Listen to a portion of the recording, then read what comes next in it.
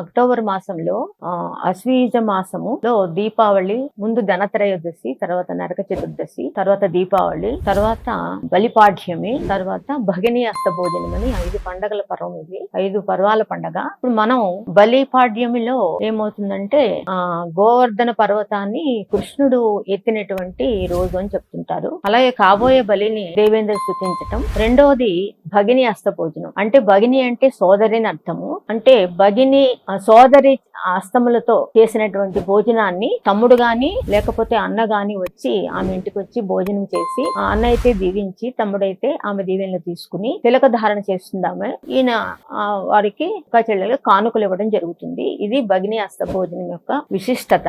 ఇది కథలో ఏంటంటే యముడు చెల్లెలు ఏమి అని ఉంటుంది. ఆమె చాలా సార్లు యముడిని తన ఇంటికి అన్నగారిని భోజనానికి పిలిస్తే ఆయన కర్తవ్య నిర్వహణలో వెళ్ళలేకపోతారు. అప్పుడు ఆమె చెప్తుంది, ఈ అశ్వయుజ మాసంలో విధియ నాడు నువ్వు తప్పక రావాలన్నాయి అని చెప్పి మాట తీసుకుంటుంది. సరే, ఆ రోజు ఆయన వెళ్లి ఆమె దగ్గర భోజనము చేసి ఆమెకి విలువైన కానుకలు ఇచ్చి ఆమెతో తిలక ధారణని చేస్తుంది. ఈ పండగ యొక్క ఇదేంటంటే అన్నా చెల్లెళ్ళు, అక్క తమ్ముళ్ళ మధ్యలో అనురాగం, ఆప్యాయతలు అనేవి తప్పక ఉండాలి. మనిషి జీవితంలో నాకు అంటూ ఒకరున్నారు అనేటువంటి అండ, విశ్వాసము మనిషిని ఆనందంగా ఉంచుతుంది. ఈ కాలంలో ఇది చాలా అవసరమైనటువంటిది. ఈ భగిని హస్త భోజనం వలన ఆప్యాయతలు ఎక్కువగా పెరుగుతాయి. నాకెవరు లేరనే భావం పోతుంది. ఇది హస్త భోజనం యొక్క విశిష్టత.